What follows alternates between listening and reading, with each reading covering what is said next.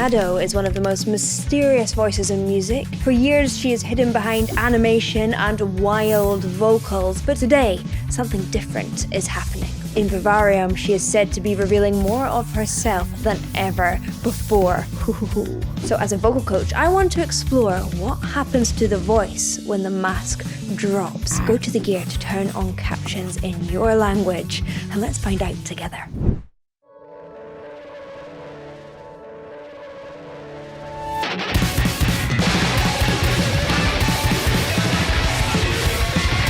He has not stepped back from the chaos. The intensity. Maybe she has.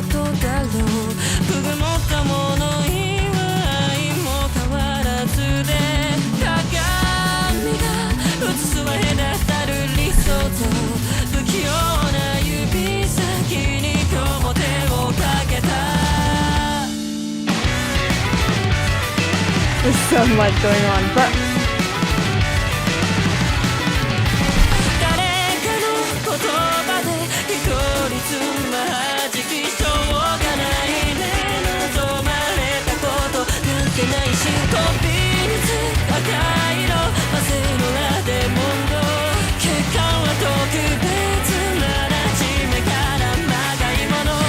this is different than usual. Normally, she is the chaos master with all the different textures and distortions. This is definitely textural, but it isn't as chaotic in the vocals as usual. A lot of that is happening in the backing. I don't know if that's going to happen in the rest of the track, but that's what's happened in this first half. You are getting a lot of contrast between head voice and chest voice. So for example, actually, that doesn't have to be contrasty. I could make that smooth. And you can't really tell where the join is, but she uses that join to effect by making the head voice really breathy and the chest voice heavy. This makes it textural, but not as extreme as I'm used to hearing with her, although the backing is, there's a lot going on.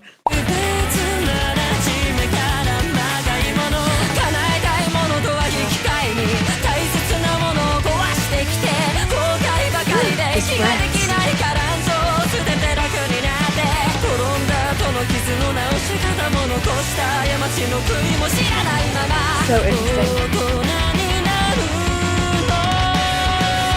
There she is! Oh, she's so beautiful.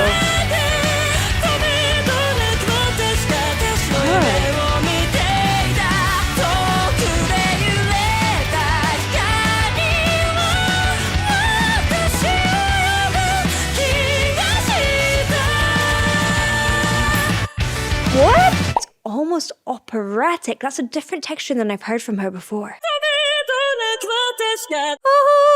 She opens up a lot more than I've heard her do before. She definitely raises her soft palate. One of the ways that you can find this sound is by pretending you've been surprised and then keeping that position. Normally with her, those high notes are a little bit more narrow. And it creates a more direct sound. It's really cool to hear her experiment like that.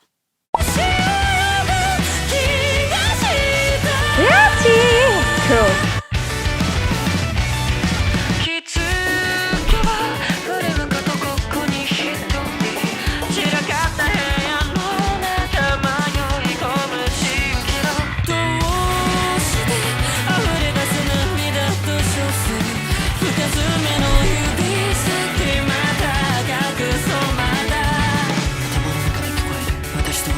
This is so interesting.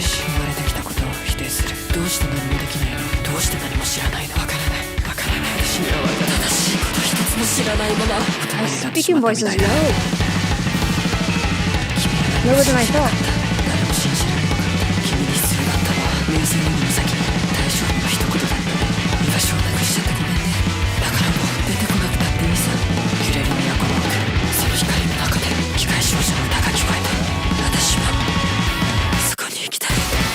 Oh wow.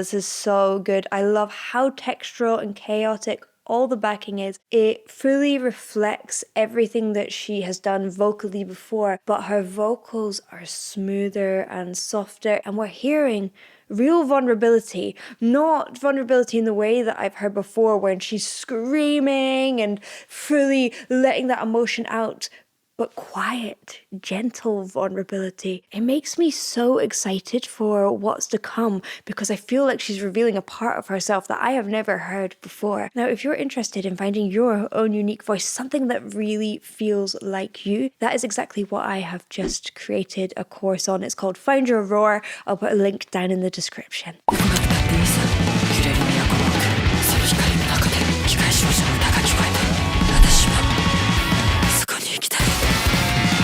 So evocative. It's right in your ear.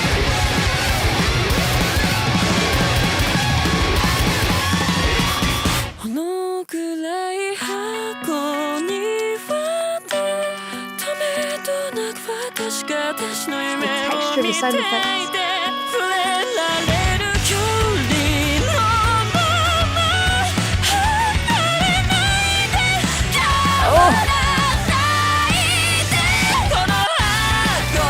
Can I talk about that final line? Because there's just so much going on.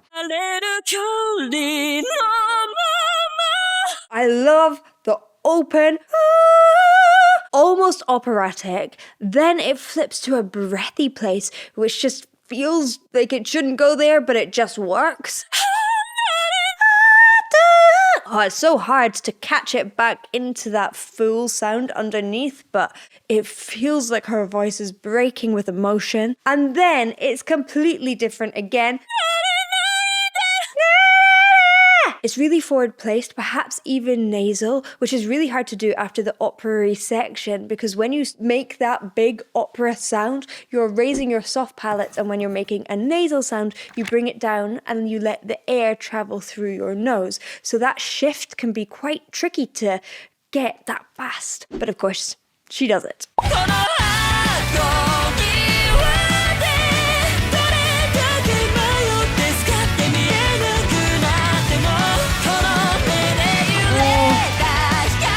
She's there with herself.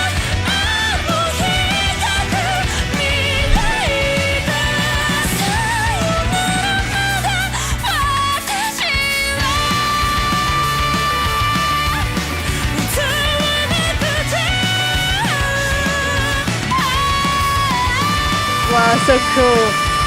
Do you see the physicality of that as well?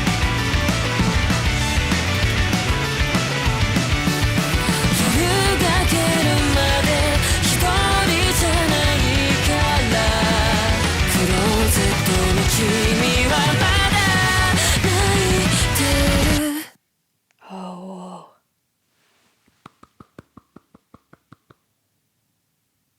We've melted into her.